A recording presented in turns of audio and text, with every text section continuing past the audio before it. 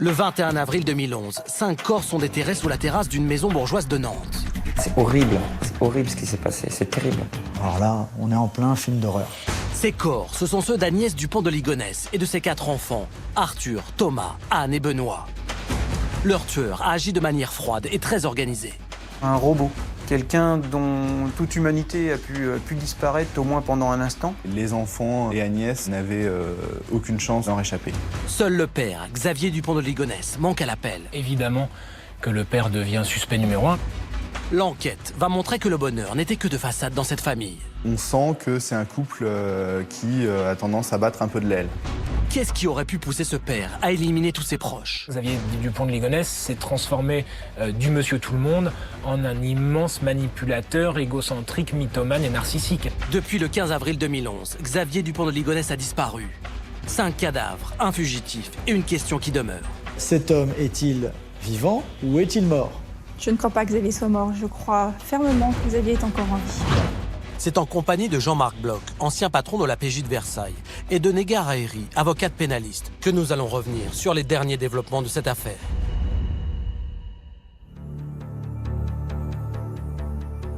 Il y a 4 ans, nous avions consacré un numéro de Non élucidé à l'une des affaires criminelles les plus marquantes de ces dernières années. En avril 2011, les corps d'Agnès Dupont de Ligonnès et de ses 4 enfants avaient été retrouvés enterrés sous la terrasse de leur maison bourgeoise à Nantes. Le seul rescapé de cette tuerie familiale était le père, Xavier Dupont de Ligonnès. Très rapidement, il devenait aux yeux des enquêteurs le principal suspect dans cette affaire. Depuis le 15 avril 2011, Xavier Dupont de Ligonnès a disparu sans laisser de traces.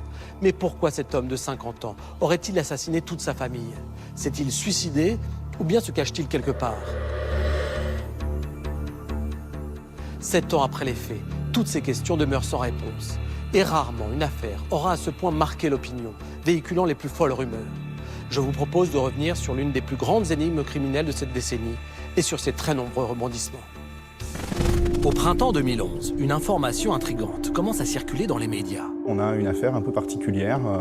On a une famille entière qui a disparu sans laisser de traces. Donc ça fait déjà plusieurs jours. Et il y a une enquête qui a été ouverte pour disparition inquiétante. Cette famille, c'est la famille Dupont de Ligonnès, installée depuis 8 ans à Nantes. Xavier, Agnès et leurs 4 enfants, Arthur, Thomas, Anne et Benoît, habitent au 55 boulevard Schumann, dans un quartier résidentiel, plutôt bourgeois. Depuis la première semaine du mois d'avril, ils n'ont plus donné signe de vie. La famille Dupont de Ligonnès a disparu. Du jour au lendemain, les voisins, les proches n'ont plus une nouvelle. Le lundi 4 avril au matin, Agnès, la mère de famille, ne se présente pas à l'école élémentaire Blanche de Castille, où elle travaille comme surveillante. C'est une grande surprise puisque c'est pas du tout l'habitude. On n'imagine pas qu'elle ne soit pas venue sans prévenir, sans coup de fil. À l'école, on s'inquiète jusqu'à ce que vers 10h, un appel téléphonique parvienne au secrétariat. Monsieur de Ligonnès nous dit bah voilà, ma femme a une angine, une gastro, et donc elle ne peut pas venir à l'école. On essaie d'appeler, ça ne répondait pas. Donc on commence à se poser un peu de questions, mais bon. Le collège-lycée La Perverie Sacré-Cœur, où sont scolarisés les 2 plus jeunes enfants de Ligonnès, est lui aussi contacté par le père de famille. Anne et Benoît sont malades. Un appel parvient également au lycée Saint-Gabriel, où Arthur est élève en BTS génie informatique. L'aîné de la famille, lui, a eu un accident de scooter et ne pourra pas venir en cours. Une bien étrange série d'absences. 4 jours plus tard, le vendredi 8 avril, un message est envoyé depuis le téléphone portable d'Agnès. Je reçois sur mon téléphone portable un SMS disant je suis injoignable, je suis hospitalisé. Là encore, deuxième étonnement, que se passe-t-il? Hospitalisation, pourquoi? Peut-être que finalement elle a un problème personnel, après tout. Les établissements scolaires des enfants finissent quant à eux par recevoir un courrier qui leur annonce une nouvelle très inattendue. Monsieur le directeur, ayant été muté en Australie dans le cadre de mon activité professionnelle et étant parti avec mon épouse et mes enfants, je vous informe que notre fils Thomas ne se rendra plus en cours. De son côté, Thierry Watson reçoit d'Agnès une surprenante lettre de démission le lundi 11 avril. Là, on s'est dit, mais il y a quand même quelque chose qui est de plus en plus étonnant, puisque une lettre avec une signature qu'on ne lui connaissait pas, disant qu'elle était partie à l'étranger. On part d'une gastro et finalement la personne qui avait la confiance de l'institution s'en va comme ça à l'étranger avec sa famille. La voiture de la mère de famille, garée tout près de la maison, n'a pas bougé depuis des jours. Dans le quartier, les habitants commencent à se dire que quelque chose de grave a dû se passer. Il y a 2 voisins donc, qui habitent près de la famille de Ligonnès, la couturière, dont le magasin est très proche du 55 boulevard Schumann, et une autre voisine qui habite en face, qui trouve particulièrement étrange que les volets soient fermés, alors qu'ils sont tout le temps ouverts d'habitude depuis des années. Inquiète, la couturière décide d'alerter les policiers. Le mercredi 13 avril, vers 14h, ils pénètrent dans le domicile de la famille disparue. Les policiers vont venir une première fois, vont faire un tour des lieux, vont voir une maison en ordre apparent qui a été vidée, les cadres photos sont vides, le frigo est vide. Tout a été vidé, les armoires, les draps des lits ont été enlevés, tout ressemble à un départ précipité. Il reste de la vaisselle dans le lave-vaisselle, mais la maison est entièrement nettoyée, complètement vidée. En apparence, la famille s'est bel et bien évanouie dans la nature. C'est alors qu'un courrier de Xavier de Ligonnès parvient à ses proches. Coucou tout le monde. Méga surprise, nous sommes partis en urgence aux États-Unis, dans des conditions très particulières que nous vous expliquons ci-dessous. Vous recevrez ce courrier par la voie postale classique, car nous n'avons plus la possibilité de communiquer autrement. Ni mail, ni SMS, ni téléphone. Et ce, pendant quelques années, pour des raisons de sécurité. Au moment où vous lisez cette lettre, nous ne sommes plus en France et ne pourrons y revenir pendant un temps encore indéterminé. Xavier se veut rassurant. Il annonce à sa famille et à ses amis proches qu'il a été exfiltré avec Agnès et les enfants, dans le cadre d'un programme de protection de témoins. Cette lettre est un véritable tremblement de terre pour nous. Je suis dans la cuisine, j'ai tous les murs qui tremblent et je me dis que je ne reverrai plus personne. Le ton de la missive est étonnamment familier. Ce qui m'a surpris dans cette lettre, c'est son ton, effectivement le ton badin au départ, avec le contenu très sérieux finalement, puisque c'est un véritable changement de vie. Le contenu est en effet grave.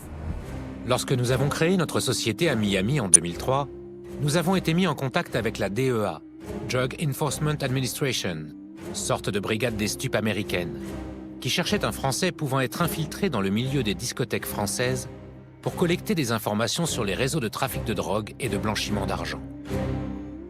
J'ai immédiatement une seconde de déni. Je me dis, mais c'est une farce. Or, ce n'est pas une farce de Xavier. J'ai reconnu son style, sa façon de procéder.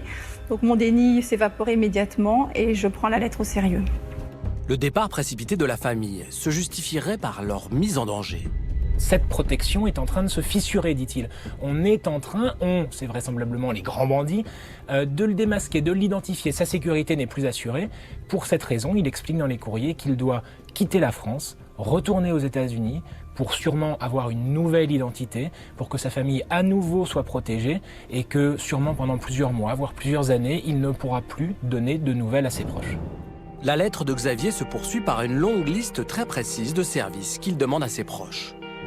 Il leur indique notamment de venir vider ce qui reste à la maison, de vendre la Golf Cabrio et la Xantia, de récupérer et stocker les meubles de valeur. Ce qui est aussi étonnant dans cette lettre, c'est le temps que Xavier prend pour indiquer à chacun ce qu'il doit faire.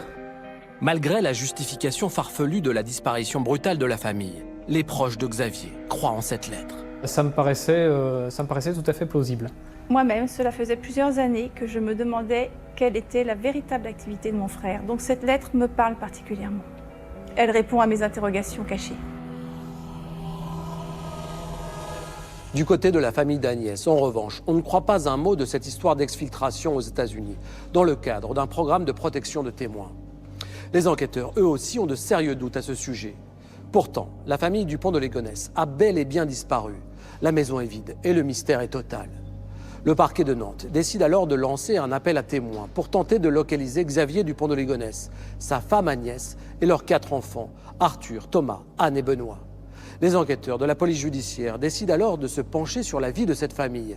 Ils espèrent y découvrir des éléments susceptibles d'apporter une explication rationnelle à ce départ si soudain. Les Dupont de Ligonnès vivent à Nantes depuis 2003 et ils n'ont jusqu'à leur disparition jamais fait parler d'eux. Christine, la sœur de Xavier, évoque une famille, tout ce qu'il y a de plus classique. La famille de mon frère est une famille, je dirais, normale. Y a-t-il une normalité? C'était une famille soudée, unie. Une famille qui, en apparence, était une famille comme il en existe des milliers, des centaines de milliers, des millions, qui était ce qu'on appelle sans histoire. Le père de famille, Xavier, 50 ans, est gérant et unique employé d'une société qui propose à des restaurants, des hôtels et des boîtes de nuit de figurer dans des guides touristiques sur Internet. Il a réussi. Il a 4 enfants, il a une femme, il a une belle maison à Nantes, il a une activité très soutenue professionnelle, il sillonne la France, il paye un loyer conséquent, voilà, officiellement, en apparence, il mène une vie de petit bourgeois catholique de province. Xavier et Agnès se sont mariés en 1991. Ils ont 4 enfants, âgés de 13 à 20 ans. Christine Dupont de Ligonnès vante les qualités de son frère Xavier. Xavier, pour moi, est quelqu'un de très serviable. C'est le mot pour moi qui le caractérise et cela dit tout. C'est quelqu'un qui ne s'écoute pas, mais qui sait quand même ne pas se sacrifier indûment. Xavier est un père très affectueux, très gentil, très proche de ses enfants. Il a des défauts qu'il n'en a pas, mais c'est quelqu'un de très attachant et de profondément équilibré. À 49 ans, Agnès est une femme chaleureuse, mais assez discrète. C'est une personne très attachante, sympathique, qui ne se livre pas facilement, mais qui n'est pas non plus complètement secrète. Catholique pratiquante, elle est avant tout mère d'une famille nombreuse. Elle a toujours été proche de ses enfants. Je pense que c'était une mère affectueuse, soucieuse de leur bien, de les éduquer, de leur donner des bases solides. Après des années où elle s'est consacrée à l'éducation de ses enfants, Agnès a repris un emploi à mi-temps dans l'école dirigée par Thierry Watson. Agnès avait une certaine classe, elle dégageait quelque chose, et puis elle avait une capacité à se mettre au service par le dévouement. Agnès est chargée de surveiller les enfants dans la cour de récréation et à la cantine. Elle avait aussi comme fonction un service de nettoyage, de ménage, et puis elle avait comme fonction également de remplacer les enseignants. Agnès est issue de la grande bourgeoisie. Xavier, lui, est issu d'une famille noble de Lozère. Tous deux sont originaires de Versailles, dans la région parisienne. Versailles, c'est une ville un peu militaire, avec des familles bourgeoises. C'est pas une famille ni un milieu m'as-tu vu. C'est pas des milieux où il y a beaucoup d'argent. Xavier et Agnès se sont rencontrés à l'adolescence. Ils s'aiment, se fiancent, mais se séparent. Et puis, surprise, ils se retrouvent dans des circonstances peu conventionnelles pour leur milieu. Bruno de Stabenrath se souvient de ce que Xavier lui a confié à l'époque. J'ai retrouvé Agnès, figure-toi qu'elle est enceinte, qu'elle a un garçon. Et dit finalement, je prends le tout. C'est pas très versaillais d'épouser une femme, enfin qui a un bébé, qui n'est pas le sien. Il a envie de faire un pied de nez à tout ce petit milieu un peu classique. Xavier a pris sa décision d'épouser Agnès quand Arthur était déjà né. Et il a choisi, entre guillemets, de l'adopter. C'est une paternité selon le cœur. Et c'est une paternité, à mes yeux, tout à fait réelle. Et aux yeux de Xavier, tout à fait réelle. Après son mariage, le couple a 3 autres enfants. Au gré des naissances et des mutations de Xavier, la famille déménage beaucoup. Le Var, puis Vaison-la-Romaine, brièvement les États-Unis, Pornic et enfin Nantes. Les enfants de Ligonnès sont des enfants bien dans leur peau, élevés dans la foi catholique. Arthur, l'aîné, est à 20 ans étudiant en BTS génie informatique près de Cholet. Il a un petit boulot dans une pizzeria et ne vit plus chez ses parents. Arthur, quelqu'un de très attachant aussi. Quelqu'un de rempli de vie. Thomas, 18 ans, est lui étudiant en musicologie à l'Université catholique d'Angers. Élève brillant, pianiste talentueux. Il a aussi quitté la maison familiale pour poursuivre ses études. Thomas était plus, comment dire, peut-être plus réservé qu'Arthur. Pas du tout le même caractère, profond, attachant également. Quelqu'un, oui, de tout à fait sympathique, Thomas. Anne, 16 ans, est élève en première S. Ses résultats scolaires sont plutôt bons. Catholique pratiquante, elle devait même participer aux prochaines JMJ à Madrid. Anne était jolie, elle était plus ou moins mannequin, pétulante, pleine de vie, toujours le sens de l'humour, toujours en train de plaisanter. À 13 ans, Benoît est élève en 4e. Très aimé de ses camarades, il adore faire du roller. Le dimanche, il est régulièrement enfant de chœur à l'église Saint-Félix. Il était très affectueux, très réfléchi aussi.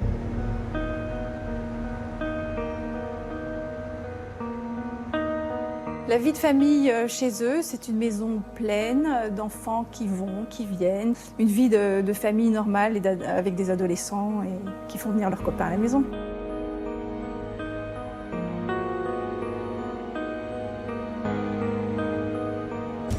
Le 15 avril 2011, les policiers pénètrent une nouvelle fois dans la maison de la famille Dupont de Ligonnès. Ils ne trouvent rien, aucun élément permettant d'expliquer les disparitions de Xavier, d'Agnès et des enfants. Depuis le 4 avril, Arthur, Anne et Benoît ne sont plus allés en classe et Agnès ne s'est plus rendue à son travail. Cela fait donc maintenant 11 jours que personne ne les a vus ni entendus au téléphone. Thomas, quant à lui, a été aperçu pour la dernière fois le mardi 5 avril à Angers. Les pages Facebook des adolescents ne sont plus activées. C'est le mystère le plus total. Le 20 avril 2011, le procureur de la République de Nantes annonce l'ouverture d'une information pour disparition inquiétante. Le lendemain, il organise une conférence de presse. Le jeudi 21 avril, les journalistes sont convoqués au palais de justice de Nantes. Le parquet doit normalement transmettre des photos de la famille Dupont de Ligonnès dans le cadre d'un appel à témoins. Quand le procureur arrive, on sent immédiatement qu'il s'est passé quelque chose et c'est effectivement le cas. Il n'est plus du tout question d'appel à témoins. Il est question d'un corps qui a été retrouvé sous la terrasse du 55 boulevard Schumann. Au départ, on nous dit une jambe qui dépasse. Alors là, on est en plein film d'horreur. Et vont découvrir le tronc du corps qui correspond à la jambe et puis un corps en réalité en entier, puis plusieurs. C'est en fouillant plus spécifiquement à l'arrière de la maison que les policiers ont découvert 5 corps. Sous la terrasse, au niveau du jardin, il y a un espace d'une hauteur d'1,20 m permettant d'accéder à la cave. À gauche de la porte, dans un premier trou, le cadavre d'un jeune homme est déterré à une 50aine de centimètres de profondeur. À droite de la porte, une seconde fosse a été creusée. Elle contient 4 autres corps. Celui d'une femme, celui d'un jeune homme et ceux de 2 adolescents, un de sexe masculin et un de sexe féminin. C'est aussi dans ce trou que sont retrouvés les cadavres des 2 labradors noirs de la famille. Au fond de chaque trou et au-dessus de chaque linceul est retrouvée de la chaux vive. La chaux vive a la particularité, et ça crée toute sa dangerosité, c'est d'être très attirée par tous les liquides. Il ne faut surtout pas la manipuler à main nue, puisqu'elle va nous brûler, parce qu'elle va consommer l'eau que nous avons dans nos cellules. Donc, pourquoi mettre de la chaux au contact de corps? C'est pour les dégrader. La chaux, présente en petite quantité, n'est pas en contact direct avec les corps. Saupoudrée, posée en couche mince, elle va empêcher l'exhalation des odeurs liées à la putréfaction et à la transformation des corps. Chaque corps a savamment été empaqueté. Chaque tête est calée contre un oreiller imbibé de sang. Puis, systématiquement, on retrouve la même série de couches. Draps, sacs de couchage, sacs poubelles. Le tout ficelé par du ruban adhésif. Dans mon vécu en criminalistique, sur plus de 20 ans, je n'ai vu ça que sur des infanticides. Où dès la naissance, la mère tuait son enfant et pour le faire disparaître ou pour pas qu'on le retrouve, allait réaliser un cocon dans lequel elle allait enfermer l'enfant. C'est les seules fois. L'auteur devait être ganté, car aucune empreinte digitale, aucune empreinte génétique ne peut être révélée sur les tissus et plastiques qui recouvrent les cadavres. Les victimes sont toutes en tenue de nuit. Pyjama pour Anne, t-shirt pour Agnès. Les garçons sont eux en boxeur ou caleçon. Dans les sacs sont retrouvées des douilles de 22 longs rifles, des balles et une quantité importante de sang. Comme si le premier objectif était de contenir les épanchements sanguins et les indices des meurtres. Le deuxième but recherché, à mon avis, est de créer un retard de découverte. Parce que dès lors qu'on les emballe, on va retarder, voire empêcher l'émission d'odeur vers l'extérieur. Dernière chose surprenante, dans chaque paquet est retrouvée une effigie religieuse. Petite statuette de la Vierge pour Arthur, colombe pour Agnès, chapelet pour Anne, Thomas et Benoît. Un peu comme si l'auteur avait par ce geste souhaité confier ses victimes à Dieu. Les autopsies sont réalisées le 22 avril au CHU de Nantes. Le médecin légiste ne parvient pas à dater les décès. Il conclut juste que les victimes ont été tuées de 10 à 21 jours avant la découverte des corps. Aucune des victimes ne présente des plaies de défense. Il n'y a donc pas eu de violence physique avant les tirs. Chaque victime a reçu 2 balles dans la tête. Ces tirs mortels ont été réalisés à bout touchant. Le canon de l'arme posé à même la peau. Des projectiles de 22 longs rifles sont extraits des corps des victimes. C'est la munition de base. C'est la munition la plus fréquente. L'analyse des plaies permet de déterminer la trajectoire des balles et de comprendre comment les choses ont pu se dérouler. On a des directions de tir qui vont d'une oreille à l'autre. Donc des tirs plutôt horizontaux. Qui me fait plutôt penser à une personne allongée et un agresseur qui vient au-dessus de la tête et qui vient tirer. Les constatations font penser que les victimes ont été agressées allongées dans leur lit. Cette idée est confirmée par les analyses toxicologiques qui établissent la présence de doses massives de somnifères dans le sang des 4 enfants. Dans une dose massive, on a des gens qui sont aréactifs, comateux. Certes, il existe encore quelques mouvements respiratoires, mais ils sont parfaitement inconscients et donc on peut en faire ce qu'on en veut. Le sang d'Agnès ne contient pas la même dose de somnifères que celui des enfants. Mais les enquêteurs découvrent qu'elle prenait chaque nuit pour dormir un médicament. Le tueur n'a donc sans doute pas eu besoin de la sédater. Les policiers savent maintenant qu'Agnès et ses 4 enfants ont été abattus pendant leur sommeil. Mais toujours aucune trace du père de famille, Xavier Dupont de Ligonnès. Les autopsies des 5 victimes n'ayant pas permis de dater leur décès avec certitude, les enquêteurs de la PJ de Nantes vont chercher à retracer l'emploi du temps de la famille Dupont de Ligonnès au cours des derniers jours. Leur objectif, déterminer à quel moment précis les meurtres ont été commis. Immédiatement, les enquêteurs recherchent les dernières traces de vie de la famille Dupont de Ligonnès. En remontant le fil des paiements par carte bancaire, ils découvrent que le dimanche 3 avril, en fin d'après-midi, les parents et 3 de leurs enfants, Arthur, Anne et Benoît, sont allés au cinéma dans le centre de Nantes.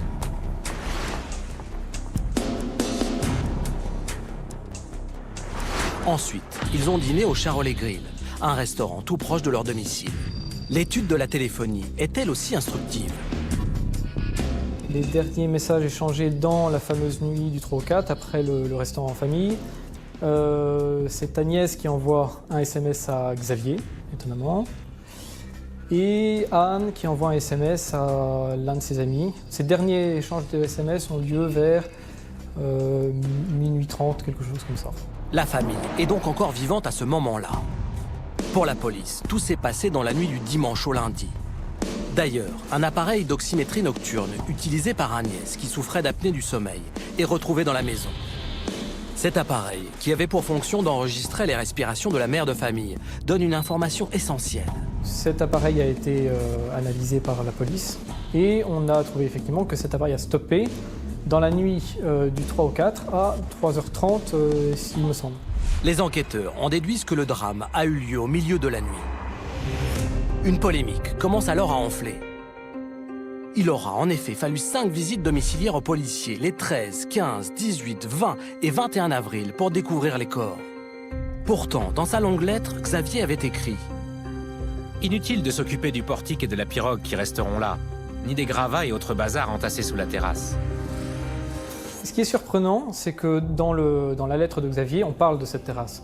Il dit que c'est pas la peine de s'occuper des gravats qui sont sous cette terrasse. Donc, je suis un peu étonné puisque normalement, en fin limier, les policiers auraient dû aller voir en premier lieu sous cette terrasse. Après la découverte des corps, la maison familiale a été passée au peigne fin dans l'espoir de comprendre où et comment les meurtres ont été commis. Mais très peu d'indices ont été découverts. Le fait de ne pas retrouver d'indices sur une scène de crime est étonnant. Là, quand on multiplie cela par le nombre de corps, c'est plus qu'étonnant, quoi. C'est incroyable. De cette constatation, l'expert tire une première conclusion. Cette absence d'indices laisse plutôt penser à un acte plus que préparé. Le seul endroit où le CrimScope a réagi, l'appareil pour détecter les traces de sang, c'est dans la cuisine. Dans la cuisine, sur les pieds d'une chaise ou de plusieurs chaises, et également sur la serpillière et le seau qui ont été trouvés dans la cuisine. Ça ne veut pas dire que les faits se sont déroulés ici. Ça veut dire que les corps, alors qu'ils étaient ensanglantés, ont séjourné, sont passés par la cuisine alors qu'ils étaient déjà blessés. Et vu que c'est au niveau du sol, c'est plutôt, excusez-moi le terme, mais c'est plutôt un lieu de stockage des corps. Dans le jardin, sur la terrasse, rien. Pas d'armes du crime, pas de traces de lutte. Juste une habitation dont l'état colle avec le scénario d'un départ précipité. 5 victimes ont pourtant été assassinées dans cette maison. Christine Dupont de Ligonnès refuse l'évidence. Je ne crois pas à la mort de ma famille. Je pense effectivement qu'il y a des corps, ça ne fait pas l'ombre d'un doute. Mais dans un premier temps, j'ai pensé que l'embrasement médiatique faisait partie de l'exfiltration, éventuellement. Pourquoi pas? Comme je n'y connais rien, je me dis s'il est possible que ce soit fait pour masquer. Peut-être faut-il un scénario dans lequel la famille est disparue. Admettons. Donc, quand j'entends parler de découverte de corps, je me dis, je vais attendre d'avoir justement la suite, une enquête et puis des résultats ADN. Les analyses confirmeront que les corps sont bien ceux d'Agnès et de ses 4 enfants. Jean-Marc, je me souviens très bien du tournage de notre émission devant la maison des Dupont de Ligonnès, au 55 boulevard Robert Schumann. C'était 2 ans et demi après le drame, mais sur la porte d'entrée, il y avait encore les traces des scellés qui avaient été posés au moment de la découverte des corps. Et on voyait bien que tous ceux qui passaient en voiture ou à pied devant cette maison y jetaient un regard, cette maison que la presse avait rebaptisée la maison de l'horreur. Vous savez, il y a des gens qui viennent spécialement à Nantes pour faire, entre guillemets, un pèlerinage devant cette fameuse maison. Cette fascination morbide pour les endroits où il s'est passé une triste affaire criminelle est hélas assez fréquente. Le chalet de la famille Flactif, au Grand Bornand, en est un des exemples. Mais le pire des exemples, c'est la tombe du petit Grégory Villemain qui fait l'objet d'un tourisme extrêmement malsain. Tant et si bien que sa famille a dû faire déplacer la tombe de cet enfant dans un cimetière de la région parisienne. Alors quand nous étions à Nantes, la maison où habitaient les Dupont de Ligonnès était en vente depuis plus d'1 an. Et je ne sais pas si vous vous en rappelez, mais nous nous étions dit qu'elle ne se vendrait jamais. Pourtant, 4 ans après les faits, cette maison a finalement trouvé un acquéreur. Oui, et c'est un couple, je crois. Cette maison était à vendre 450 000 €. Elle mesure environ 122 mètres carrés. Et finalement, elle a été vendue 200 000 €, soit 60% de moins que le prix demandé. Beaucoup de gens auraient hésité avant d'acheter une maison dans laquelle s'est commis un quintuple meurtre. Mais finalement, la maison de l'horreur peut même attirer des acheteurs. Revenons à notre affaire, Jean-Marc. Fin avril 2011, après la découverte des corps, le parquet de Nantes a ouvert une information judiciaire contre X pour séquestration et assassinat. Sans grande équivoque, ce X désignait bien sûr Xavier Dupont de Ligonnès, car sa disparition faisait de lui le suspect numéro 1. Est-ce que vous pouvez nous rappeler quels sont les éléments à charge que les enquêteurs avaient réunis contre lui? Oui, et la liste est assez longue. Premièrement, l'arme utilisée pour commettre les 5 homicides est de même type que celle dont avait hérité Dupont de Ligonnès de son père. Il s'agit d'une carabine semi-automatique de calibre 22 long rifle. Deuxièmement, à la fin du mois de mars 2011, Dupont de Ligonnès a acheté un silencieux qui va sur un 22 long rifle.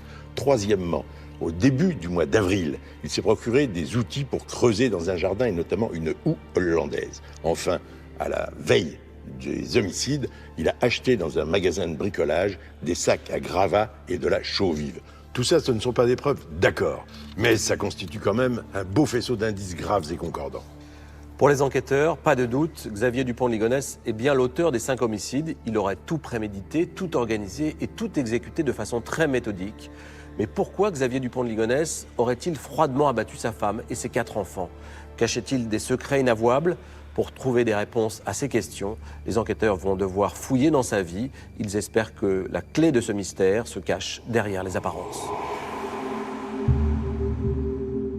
Il y a ce côté chabrolien, c'est-à-dire qu'en effet, quand on gratte un petit peu, on se rend compte que les finances n'étaient pas bonnes du tout, qu'il était perclus de dettes. Moi, je n'avais pas trop compris ce qu'il faisait.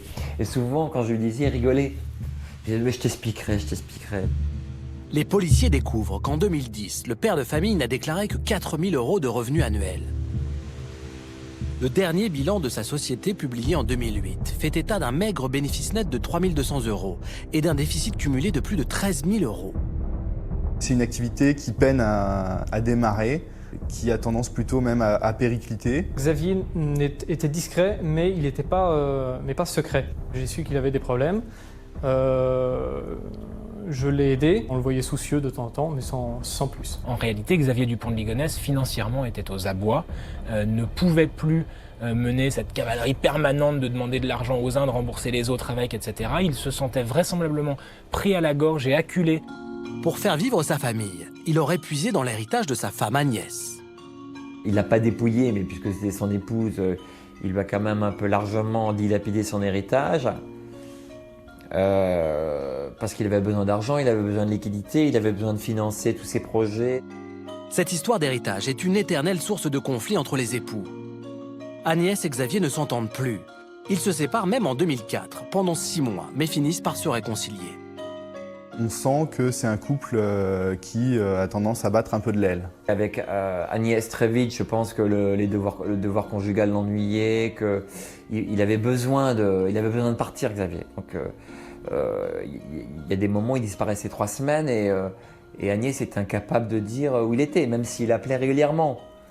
Mais qu'est-ce qu'il faisait pendant tout ce temps-là? Où il allait? La vie de couple est un naufrage. Il y a des choses au dossier qui sont très malsaines sur leur vie de couple. Les enquêteurs ont découvert vraiment des choses très très étonnantes. Les investigations ont permis de retrouver sur Internet des messages d'Agnès. Sur le site Doctissimo, sous le pseudo de Scorpios, elle se dit en manque de tendresse et de sexe et avoue avoir une attirance pour des hommes et avoir développé avec eux une relation virtuelle. Il y avait un vrai malaise, un vrai mal-être, qu'elle a par exemple pris du poids très rapidement à une époque, sans explication réelle. Sous le pseudo Agnès44, elle écrit sur le site jeteplais.com. Les hommes me disent très sexy et pleine de charme. J'ai tenté l'expérience triolisme homme-homme-femme, très réussie. J'aimerais dialoguer avec femme bi, afin de savoir si je pencherais aussi de ce côté-là. On s'est aperçu que la Agnès qui présentait devant elle l'harmonie totale ne semblait pas être en harmonie avec elle-même. Ça arrive à tout le monde. Xavier Dupont de Ligonnès, quant à lui, aurait eu plusieurs relations extra-conjugales. Xavier Dupont de Ligonnès est un homme à femme. Agnès vraisemblablement le savait en partie, elle avait dû s'en rendre un petit peu compte. Le père de famille aurait, grâce à ses liaisons, réussi à cacher l'ampleur de ses problèmes financiers. Comme c'était un grand séducteur, très vite, il a compris qu'il pouvait obtenir un peu d'argent. Je pense qu'il y a plein de femmes qui ne se sont pas manifestées, à qui il a dû emprunter de l'argent. Les policiers découvrent qu'une femme d'affaires de 50 ans, qu'il fréquente plusieurs mois en 2009, lui a prêté 50 000 €.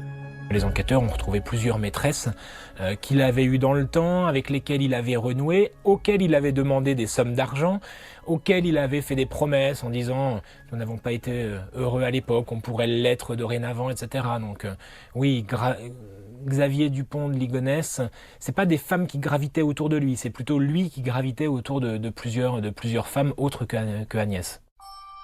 Une vie professionnelle qui périclite, un couple dans l'impasse. Les policiers pensent que l'équilibre précaire de la famille Dupont de Ligonnès a peut-être basculé le 20 janvier 2011, au moment du décès du père de Xavier. La mort du père de Xavier a eu une influence psychologique importante sur lui. Je pense que Xavier, paradoxalement, l'a bien vécu. Je ne suis pas d'accord avec la version disant que Xavier était en dépression après ou très, très affecté, etc. Je ne le pense pas du tout. J'ai trouvé beaucoup mieux même. Pour gérer la succession de son père, Xavier Dupont de Ligonnès se rend souvent à Versailles pour voir sa mère et sa sœur. Lors de sa dernière visite, le 25 mars, il leur laisse une drôle d'impression. À retardement, je me suis rendu compte que dans cette passation, c'était une passation justement, dans cette passation, dans la façon dont il se comportait, il y avait une forme d'adieu. Mais je tiens à le répéter, pas les adieux d'un assassin futur, les adieux de quelqu'un qui allait être exfiltré. Un homme qui semble faire ses adieux. Un homme enlisé dans les difficultés. C'était une vie de rater ses enfants. Il les aimait, mais il en disait parfois des choses assez méchantes. Sa femme, on s'est aperçu après que ses relations étaient loin d'être idylliques et qu'elles étaient même parfois très remplies de colère, de haine. Il était au fond, on va dire simplement, dans la situation d'un homme qui va tomber le masque. Je ne suis pas l'homme qui a du succès. Je suis dans une situation de déchéance financière. Et donc, c'est très évidemment narcissique. Je ne peux pas supporter d'apparaître comme tel aux yeux des miens. Je ne peux pas supporter qu'ils me voient déchoir de l'image qu'ils se font de moi. On est vraiment sur un passage à l'acte psychologique de l'atteinte à l'honneur de son nom de famille. Il ne fallait pas que le nom de Ligonnès soit sali par une banqueroute, un échec, et c'est à mon avis la raison pour laquelle il tente de cacher tous les cadavres et qu'officiellement il n'y en ait pas et que lui puisse disparaître dans la nature comme il l'a fait. Un homme qui, plutôt que de déchoir dans l'estime des siens, aurait choisi de leur ôter la vie. La sœur de Xavier Dupont de Ligonnès ne croit pas à la culpabilité de son frère. Et pour tenter de prouver son innocence, elle révèle un message qu'il lui a laissé le dimanche 3 avril à 22h37. On était à Pinoche en famille et au restaurant ensuite dimanche soir. Et on rentre juste la journée sur ton répondeur. Tu dis c'est pas trop tard, tu m'envoies un petit SMS et tout. Là je vais coucher les enfants et dire bonsoir à tout le monde. À tout de suite, peut-être. La police pense que la tuerie a commencé quelques heures plus tard. Pour les proches de Xavier Dupont de Ligonnès, ce dernier message n'est pas celui d'un assassin. C'est mon frère tel que je l'ai toujours connu. Sa voix est sereine, elle est chaleureuse, elle est normale. Ce n'est pas du tout la voix ni l'attitude de quelqu'un qui se prépare à commettre un quintuple assassinat. Ce message est fondamental pour nous parce qu'il nous laisse penser qu'à ce moment-là, cet homme n'est pas dans les dispositions d'esprit que l'on lui prête. Quand vous avez dit « je vais coucher les enfants, dire bonsoir à tout le monde », c'est la phrase d'un père de famille qui dit ça depuis 20 ans. Pour les enquêteurs, tout laisse penser que Xavier Dupont de Ligonnès a prémédité les 5 meurtres. Xavier Dupont de Ligonnès s'est transformé du monsieur tout le monde en un immense manipulateur égocentrique, mythomane et narcissique. L'égocentrisme, c'est l'égoïsme au carré, mais ça peut être au cube. Ça peut être à la puissance n. Donc au fond, les gens qui font des actes qui nous scotchent, où le commun des mortels se dit moi je serais démasqué aux yeux de ma femme, je me serais déprimé mais j'aurais pas tué mes gosses. Il faut avoir un égocentrisme à la puissance n pour faire un acte aussi inimaginable par le commun des êtres humains. Comment expliquer le passage à l'acte de Xavier Dupont de Ligonnès ? Ces crimes sont tellement abominables que c'est forcément quelqu'un qui est passé de l'autre côté de la frontière. Et là, c'est un ami que je ne reconnais plus. C'est pas le Xavier que j'ai connu, parce que le Xavier que j'ai connu, il avait une limite. Vous l'imaginez, faire l'acte physique, c'est-à-dire porter des corps, porter le corps de ses enfants, de sa femme, les mettre dans la terre, voir leur visage. Ça, c'est quelque chose d'humainement insupportable. Ainsi, le scénario criminel dessiné par les enquêteurs est effrayant. Après un dimanche passé en famille, Xavier Dupont de Ligonnès aurait froidement abattu sa femme et 3 de ses enfants. Car ce soir-là, Thomas était à Angers. Ce n'est que le mardi soir, soit 48 heures plus tard, que le père de famille parvient à faire venir Thomas à Nantes en lui racontant que sa mère a eu un accident de vélo. À 23h, Xavier Dupont de Ligonnès récupère son fils à la gare, puis tous les deux rentrent au 55 boulevard Robert Schumann. En toute confiance, Thomas serait donc allé se coucher, sans se douter que les corps de sa mère et de ses frères et sœurs étaient enterrés sous la maison. Et c'est au cours de la nuit que son père l'aurait abattu de 2 balles dans la tête. Grâce à des témoignages, on sait que Xavier Dupont de Ligonnès est resté à Nantes jusqu'au samedi 9 avril, seul dans la maison pendant près d'une semaine, protégé des regards par les volets clos pour ranger, écrire ses lettres et finir d'ensevelir les 5 cadavres. Ensuite, qu'est devenu Xavier Dupont de Ligonnès ? Les enquêteurs de la PJ de Nantes vont maintenant tout mettre en œuvre pour chercher les traces du fugitif après le 9 avril.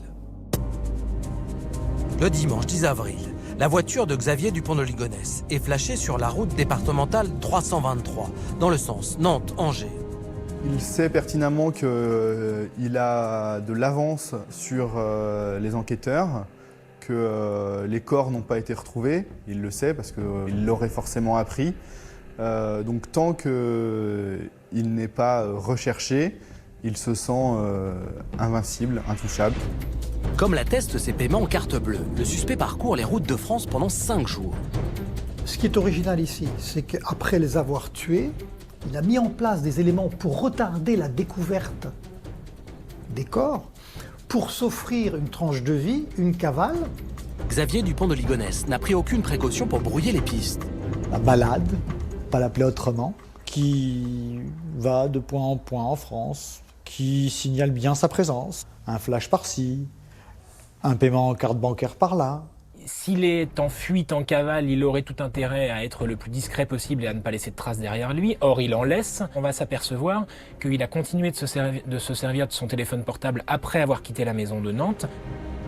Le dimanche 10 avril, vers 9h, un homme voit à Angers le père de famille occupé à vider la chambre d'étudiant de son fils Thomas. Souriant, il aurait dit aux témoins « Qu'est-ce qu'on ne ferait pas pour ses enfants ?»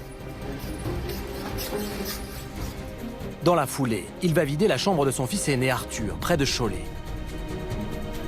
Ce soir-là, il dort à l'hôtel Le Beaulieu, à Puybereau, près de La Rochelle.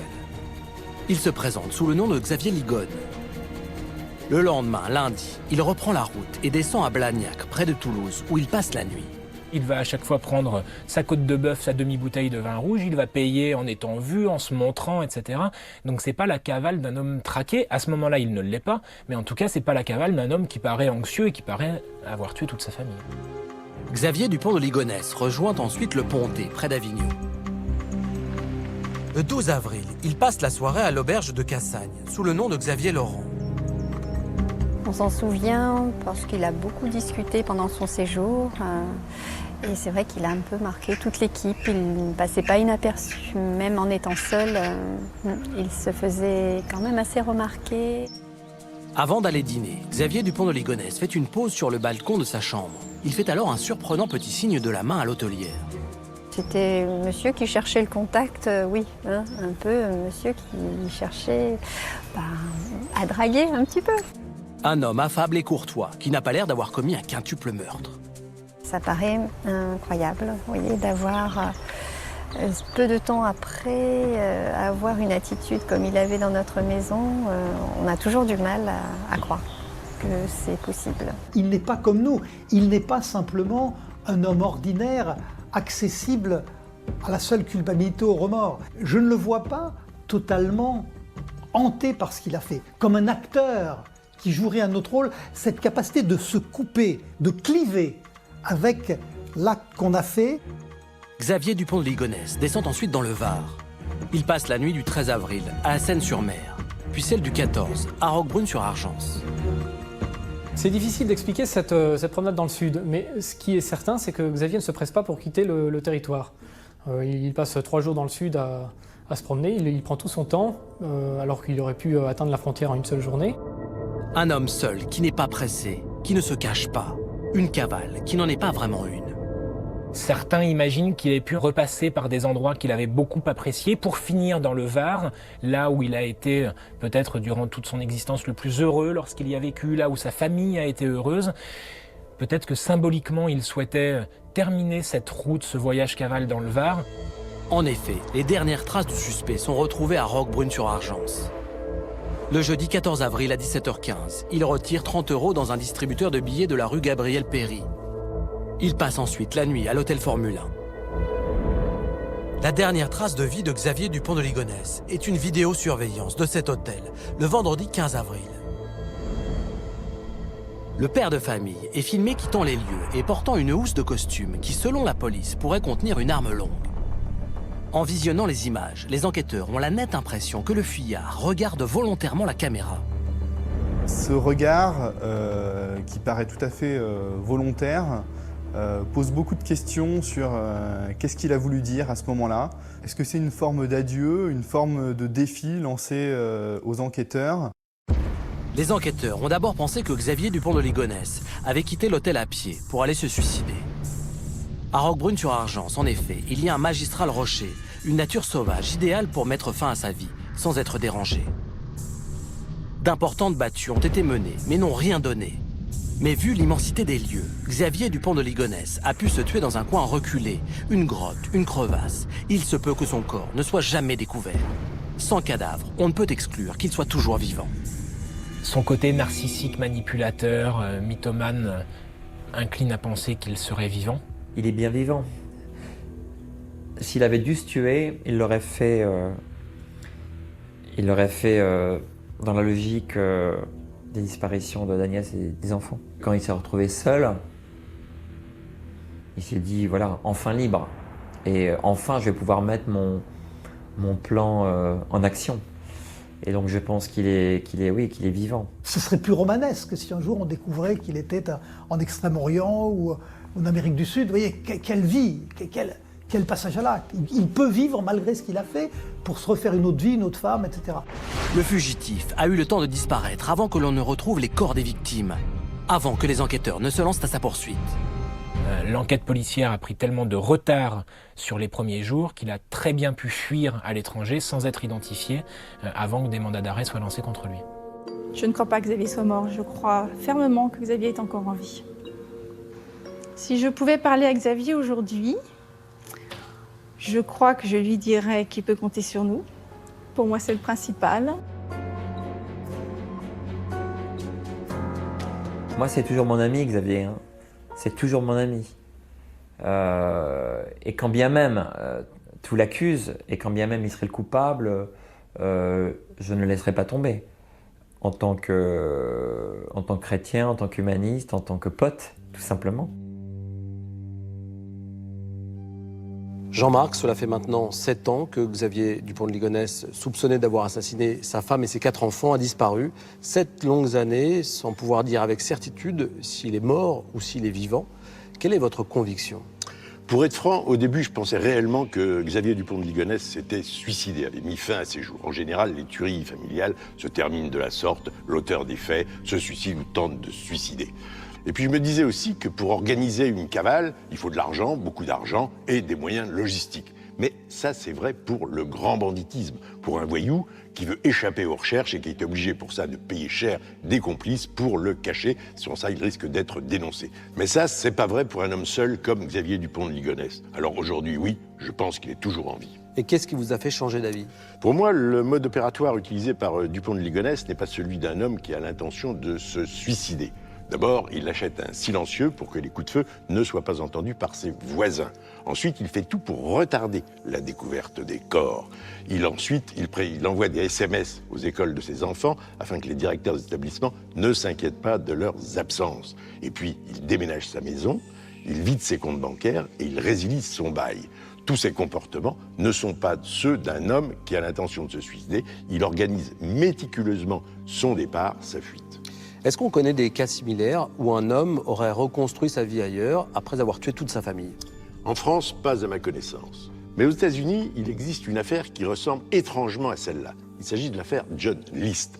En 1971, John List, un catholique fervent pratiquant, a tué toute sa famille et a disparu pendant 18 ans après avoir refondé une autre famille. C'est une de ses voisines qui, en regardant une émission de télévision, l'a reconnu. N'égard pour la justice, Xavier Dupont de Ligonnès est évidemment le suspect numéro 1. D'ailleurs, un mandat d'arrêt international a été délivré contre lui en 2011. Mais pourquoi n'a-t-il pas été mis en examen ? Mais parce qu'Arnaud, on ne peut pas mettre en examen une personne qui demeure introuvable. C'est là une exigence qui garantit les droits de la défense. Pour pouvoir être mis en examen, il faut non seulement qu'il existe contre la personne poursuivie des charges graves, mais également qu'il ait été entendu par un juge d'instruction, d'abord pour savoir ce qui lui est reproché, et ensuite pour pouvoir s'en défendre. Xavier Dupont de Ligonnès ne pourra être mis en examen que s'il est d'abord retrouvé et puis déféré devant un juge d'instruction. Sachant le nombre de charges qui pèsent contre Xavier Dupont de Ligonnès, on pourrait même imaginer qu'il soit jugé en son absence. Légalement, est-ce que c'est possible ? Oui, absolument, Arnaud. Parce que l'absence de la personne contre qui il existe des charges graves ne peut pas paralyser le cours de la justice ni entraver la manifestation de la vérité. Alors, dans l'hypothèse où l'accusé est bien vivant mais en fuite, un procès aura tout de même lieu selon une procédure particulière qu'on appelait autrefois la contumace, mais qui s'appelle désormais le défaut criminel, avec notamment une possibilité notable qui est celle d'être défendu en dépit de son absence, par un avocat. Depuis la diffusion de notre émission, cette affaire hors norme a connu de très nombreux rebondissements. En avril 2015 et plus récemment en décembre 2017, des ossements humains ont été retrouvés tout près de l'endroit où Xavier Dupont de Ligonnès a été vu pour la dernière fois. Les analyses ADN ont démontré que ce n'était pas lui. Par ailleurs, depuis sa disparition, près de 1000 signalements en France et dans le monde entier ont été étudiés par la police. Xavier Dupont de Ligonnès a été vu partout et même dans un monastère à Roquebrune-sur-Argence. Mais aucune de ces pistes n'a abouti. Jean-Marc, un mot tout de même sur cette histoire de monastère. Est-ce que cette piste vous semblait crédible ? Je sais que cette piste a été prise très au sérieux par la PJ de Nantes. D'abord parce que Xavier Dupont de Ligonnès disparaît à Roquebrune-sur-Argence. Ensuite, il s'agit, on le sait, d'un fervent catholique. Il a été élevé dans la foi catholique. Et il s'agit d'un monastère. Et puis enfin, parce que ce monastère abrite des moines qui ont fait vœu de silence. Il semble donc que ce soit une cachette idéale pour quelqu'un qui est en cavale, pour quelqu'un qui est en fuite. Mais personnellement, je préfère penser que des moines n'abriteraient pas quelqu'un qui a tué toute sa famille. Comme je le disais, les enquêteurs ont reçu un très grand nombre de signalements de témoins qui affirmaient avoir vu Xavier Dupont de Ligonnès. Comment gère-t-on autant de témoignages quand on est enquêteur ? Le problème, c'est qu'on est obligé de tous les vérifier, même les plus farfelus. On espère toujours que l'un de ces témoignages nous mènera vers la vérité, nous mènera vers la découverte du fugitif, en l'occurrence. Et puis le problème supplémentaire dans cette affaire, c'est que Xavier Dupont de Ligonnès a un physique assez banal, assez ordinaire, et que beaucoup de gens croient le reconnaître. Et puis ça paraît incroyable, mais il y a aussi des canulars d'un goût plus que douteux. Oui, et puis ça pollue vraiment une enquête. Dans cette affaire, en 2015, la police a reçu un appel téléphonique disant « Je suis Xavier Dupont de Ligonnès. J'ai une carabine. Je vais tuer une petite fille de 10 ans et je vais me suicider après. » Les recherches effectuées par la police ont réussi à démontrer que cet appel provenait d'un TGV qui faisait la ligne Lille-Bordeaux. Ce TGV a été stoppé, a été fouillé, et c'est un homme de 60 ans qui a été interpellé dans ce TGV. C'est celui-là même qui avait passé cet appel téléphonique. C'est un canular d'un goût plus que douteux. Négard, qu'est-ce qu'on risque pour ce genre de faux témoignages ? Bon, alors d'abord, on peut s'accorder sur le fait que ce canular est particulièrement cruel pour les proches des victimes. Mais pour autant, la qualification de faux témoignage que vous évoquez et qui existe dans le code pénal ne risque pas de s'appliquer parce que si le texte prévoit qu'effectivement la personne est délibérément menti, il faut que ce mensonge délibéré ait eu lieu dans un cadre particulier. Il faut que la personne ait été appelée à s'expliquer en qualité de témoin et qu'elle ait préalablement prêté serment de dire la vérité, ce qui n'est pas du tout le cas dans notre cas de figure. Mais est-ce qu'il existe un autre moyen de punir les auteurs de ces canulars imbéciles ? On pourrait penser à la qualification de dénonciation pour infraction imaginaire qui suppose d'avoir exposé les enquêteurs à d'inutiles recherches, ou bien, en allant un peu plus loin, la qualification d'outrage, puisque ces vaines recherches et ce canular ont porté atteinte à l'autorité des enquêteurs, et c'est précisément ce que ce texte punit.